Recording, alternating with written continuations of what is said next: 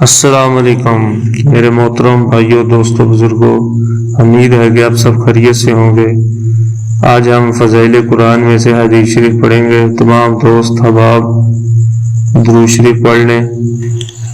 حضرت ابو ذر رضی اللہ عنہ کہتے ہیں کہ حضور اکرم صلی اللہ علیہ وسلم نے ارشاد فرمایا، اے ابو ذر، اگر تو صبح کو جا کر ایک آیت کلام اللہ شریف کی سیکھ لے تو نوافل کی 100 رکعات سے افضل ہے، اور اگر ایک باب علم کا سیکھ لے، خواہ اس وقت وہ معمول پہ ہو یا نہ ہو، تو 1000 رکعات نفل پڑھنے سے بہتر ہے۔ وہ سی حدیث اس مضمون میں ورد ہیں کہ علم کا سیکھنا عبادت سے افضل ہے۔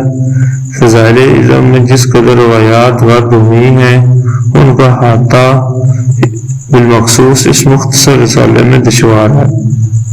حضور صلی اللہ علیہ وسلم کا ارشاد ہے کہ عالم کی عابد پر فضیلت ایسی ہے جیسا کہ میری فضیلت تم میں سے ادنا شخص پر۔ ایک جگہ ارشاد ہے کہ شیطان پر ایک فیقہ 1000 عابدوں سے زیادہ سخت ہے۔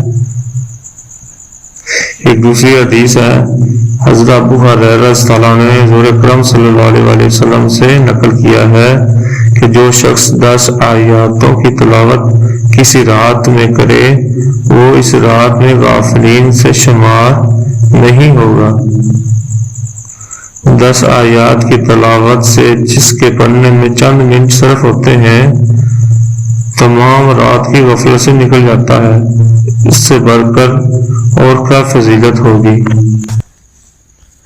حضرت ابن عباس رضی اللہ عنہ کہتے ہیں کہ حضرت جبریل علیہ السلام نے حضور اقدس صلی اللہ علیہ وسلم کو اطلاع دی کہ بہت سے فتنے ظاہر ہوں گے۔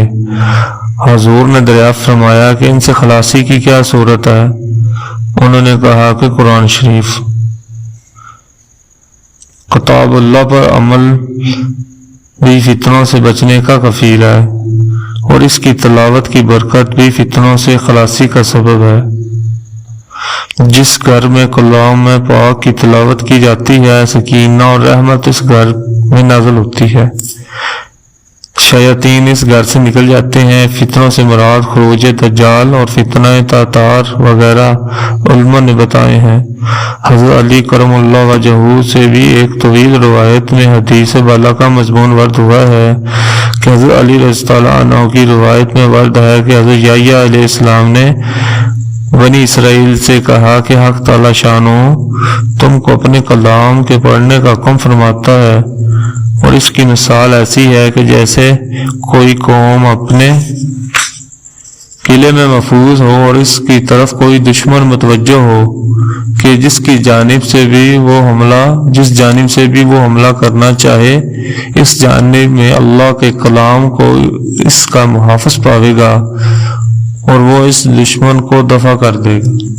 بس میرے محترم بھائیوں، دوستوں، بزرگوں، دعا ہے کہ اللہ تعالیٰ ہمیں صحابہ جیسی دین کی محنت کرنے کی توفیق عطا فرمائے، اور جن دوستوں نے میرے چینل کو سبسکرائب نہیں کیا وہ سبسکرائب کر دے، لائک کر دیں، شیئر کر دیں۔ السلام علیکم۔